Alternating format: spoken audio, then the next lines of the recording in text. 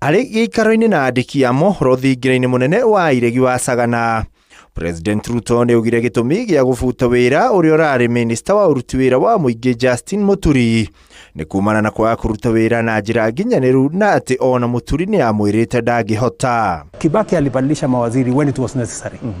Uhuru alibadilisha mawaziri when it is necessary.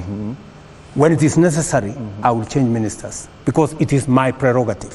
Gũkĩrĩ ũguo, MUTURI nĩ eyumĩrĩtie na kũregana na ndeto ĩno. Ahinyĩrĩirie ndeto ĩno ndĩrĩ na ũma akiuga we abutirwo wĩra nĩ gũtetera mbeũ njĩthĩ arĩa makoretwo makĩũra na kũnyitwo mĩgwate gũkũ bũrũri-inĩ. I did not abscond.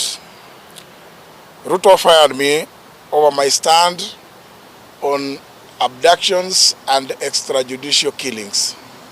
Augĩte kwaga gwake gwĩkinyia ndundu-inĩ ya maminista kũrakoretwo gũkĩraraka athiriti a hakuhĩ a president arĩa marahinyagĩrĩria aikio nja. It is therefore not rocket science to know that my son and many other young Kenyans were in the custody of that same squad and or the director of National Intelligence Service.